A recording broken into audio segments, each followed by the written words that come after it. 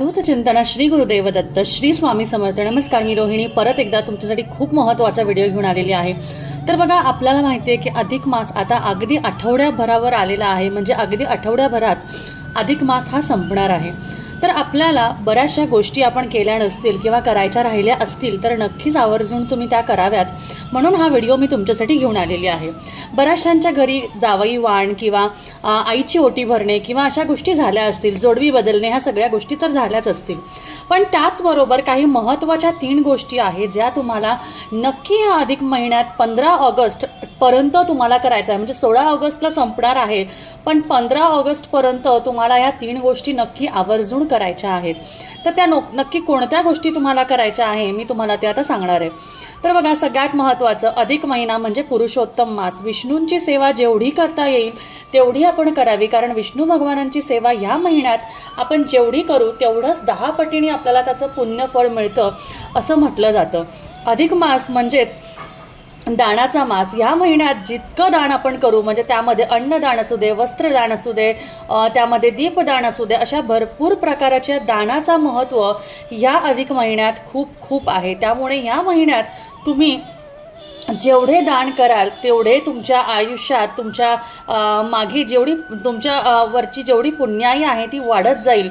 आणि त्याचबरोबर आवडतीचा जो ह्यामध्ये दानाचा महत्त्व म्हटला जातो, म्हणजे विष्णू भगवानांना जो आवडतो तो म्हणजे दीपदान। कारण दीपदानाला ह्या अधिक महिन्यात अप्रतिम महत्त्व आहे, कारण त्या दीपदानामुळे आपल्या मागची इडापिडा, आपल्या मागची जी काही संकट असतात ते सगळे दूर होतात। आणि त्याचबरोबर आपण बऱ्याचशा गोष्टी ह्या निमित्ताने करू शकतो। बऱ्याचशा गोष्टी म्हणजे आपल्या पिंडांना, आपले पितरांना पिंडदान करता येतं, पितरांना मोक्ष मिळवून देऊ शकतो। त्याचबरोबर भरपूर देवतांची आपल्याला सेवा या अधिक महिन्यात करायची असते, ती सुद्धा आपण त्यामुळे करू शकतो। तर बघा, सगळ्यात पहिली गोष्ट तुम्हाला जी करायची आहे ती म्हणजे दीपदान तुम्हाला करायचं आहे। दीपदान तुम्ही कुठेही करू शकता। तुम्ही एखाद्या मंदिरात करू शकता, तुम्ही एखाद्या नदीकाठी करू शकता, तुम्ही तुमच्या स्वतःच्या घरी करू शकता, पण शक्यतो हे दीपदान आपल्या घरात नसून थोडं बाहेर केलं तर अतिउत्तम। पहिलं दीपदान म्हणजे आपण जेव्हा जावयाला मान देतो तेव्हा त्या मानसन्मानाबरोबर दीपदानाचा खूप महत्त्व दिलेलं आहे। बघा, त्यामध्ये जसं सांगितलं आहे की जावयाला तांब्याचं तामण, त्यामध्ये अनारसे भरलेले आणि त्यावर तांब्याचाच दिवा द्यायला हवा। बरेचसे जण चांदीचे दिवे देतात, बरेचसे जण सोन्याचे वस्त्र, सोन्याचे अलंकार करतात, वस्त्र तर देतातच। ह्या गोष्टी तर करूच शकतो, ह्या हौशी मावशीच्या गोष्टी आहे, पण अधिक महिन्यात तांब्या ह्या धातूला अप्रतिम महत्त्व आहे। म्हणजे तांब्याच्या धातूचं दान करणं ह्या महिन्यात खूप जास्ती महत्त्व असं म्हटलं जातं। आणि दीपदान केल्याने असं म्हटलं जातं की अगदी आपल्या वजना एवढं सुवर्णदान केल्याचं पुण्य आपल्याला मिळतं। त्यामुळे दीपदान नक्कीच करावा। कुठल्या धातूचा करावा तर सर्वात महत्त्वाचं तांब्याच्या धातूचं दीपदान करावं। आपली ऐपत नसेल तर कमीत कमी 1 दिवा तरी दान करावा। तुम्हाला 4 जणांना 5 जणांना जास्ती ठिकाणी दान करता येत नसेल तर एकदा तरी एकाला तरी दीपदान करता येईल तांब्याच्या दिव्याचा, तो नक्की करावा। तांब्याच्या दिव्याची किंमत एवढी जास्ती नसते, त्यामुळे तुम्हाला ते करायला हवं। बरं, आता ह्या तांब्याच्या दिव्याचं दीपदान तुम्हाला अजून एका पद्धतीने करायचं आहे। जावयाचा मान सन्मान किंवा त्या गोष्टी झाल्यानंतर अजून एका ठिकाणी तुम्हाला याचं मान सन्मान करायचं आहे, तर ते सुद्धा मी तुम्हाला सांगते। बघा, आता अधिक मास निमित्त आपण सत्यनारायणाची पूजा करत आहोत, आपण विष्णू सहस्त्रनामाचं पठण करत आहोत, आपण व्यंकटेश स्तोत्राचं पठण करत आहोत। तर हे सगळं करताना जेव्हा आपण काही गोष्टी दान करतो, दानधर्म करतो, तेव्हा ह्याचं पुण्यफळ आपल्याला 10 पटीने जास्ती मिळत असतं। कारण अधिक महिन्यात जेवढं जास्ती तुम्ही दान कराल तेवढी तुमची पुण्याई वाढत असते।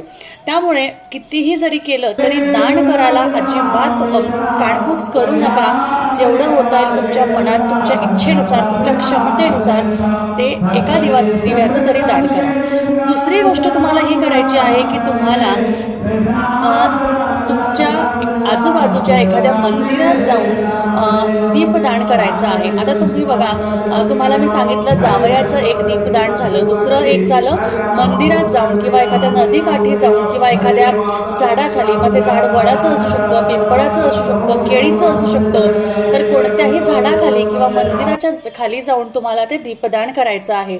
तो दिवा तुम्हाला प्रज्वलित करायचा आहे.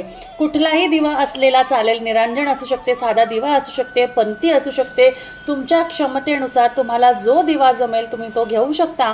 तेलाचा दिवा लावणार असेल तर तिळाचं तेल वापरा आणि तुपाचा लावणार असेल तर गाईचं शुद्ध तूप वापरा. आणि जर का गाईचं शुद्ध तूप तुम्हाला जमत नसेल तर घरी बनवलेलं तूप वापरा, विकत आणलेलं तूप वापरू नका. विकत आणलेलं डालडा वगैरे जे असतात ते त्यामध्ये वापरू नका. घरी बनवलेलं तूप किंवा गाईचं शुद्ध तूप, पिवळं तूप तुम्हाला दिवा लावण्यासाठी वापरायचं आहे. मंदिरात किंवा झाडाखाली जर का करणार असेल तर तुम्ही तुपाचाच दिवा लावावा असं म्हटलं जातं. त्याचबरोबर नदी किनारी किंवा एखाद्या विहिरीजवळ, एखाद्या पाण्याच्या ठिकाणी, तिथं तुम्ही हापसा असू दे, विहीर असू दे, एखादं तळं असू दे, तिथं सुद्धा तुम्ही दान करू शकता. कारण नदीकाठी दीपदान केल्यामुळे आपल्याला पिंडदान ह्याचं महत्त्व, ह्याचं पुण्य आपल्याला मिळतं आणि त्याचबरोबर आपले पितृसुद्धा शांत होतात. त्यामुळे पाण्याच्या ठिकाणी सुद्धा तुम्हाला एक दिवा दान करायचा आहे. आता तिसरी गोष्ट म्हणजे तुम्हाला काय करायचं आहे, येत्या ह्या 7 दिवसामध्ये, येत्या अधिक महिना संपण्याच्या आत तुम्ही सत्यनारायण पूजा केली असेल किंवा एखादं अनुष्ठान केलं असेल किंवा कोणतीही गोष्ट केली असेल तर तुम्हाला त्याचं उद्यापन करायला अगदी गरजेचं आहे. म्हणजे सत्यनारायण पूजा असू दे किंवा विष्णू सहस्त्रनामाचं पठण असू दे, तुम्ही त्याचं उद्यापन न म्हणता तुम्हाला तुमच्या घरात 5 सवाष्णींना बोलवायचं आहे. 5 सवाष्णींना बोलवायचं आहे. त्यांना हळदी कुंकू, एखादी अलंकाराची वस्तू म्हणजे समजा टिकलीचं पाकिट, बांगड्या तुम्ही त्यांना देऊ शकता. त्याबरोबर तुम्हाला तांब्याच्या दिव्याचं दान त्यांना करायचं आहे. ते दान करताना तुम्ही त्यांना दिवा न लावून दिला तरीही चालेल, काही हरकत नाही, कारण ते त्यांना घरी न्यायला अडचण होऊ शकते. पण तुम्ही त्यांना देताना तो दिवा द्या, एखादा अलंकार द्या, हळदी कुंकू लावा आणि एखादी गोड म्हणून त्यांना खीर करू शकता. खीर ही विष्णू भगवानांना खूप आवडते, त्यामुळे तुम्ही त्यांना खीर खाऊ घालू शकता. अशा पद्धतीने तुम्हाला ह्या येत्या 7 दिवसात किंवा ह्या अधिक महिना संपण्याच्या आधी 5 सवाष्णींना घरी बोलवायचं आहे. त्या 5 सवाष्णींना दिव्याचं दान करायचं आहे आणि त्या दिव्याच्या दानामध्ये तुम्हाला तांब्याचे बघा 5 फुलांची जी निरंजनी असते, ती छोटी निरंजनी जरी तुम्ही दिली तरीही चालण्यासारखं आहे. तुमच्या ऐपतनुसार, तुमच्या क्षमतेनुसार तुम्हाला जे जमेल तसं तुम्ही दान करू शकता.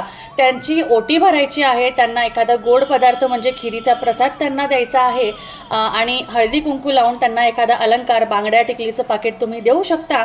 आणि अशा रीतीने सवाष्णींचं सुद्धा तुम्हाला मान सन्मान ह्या महिन्यात करायचं आहे.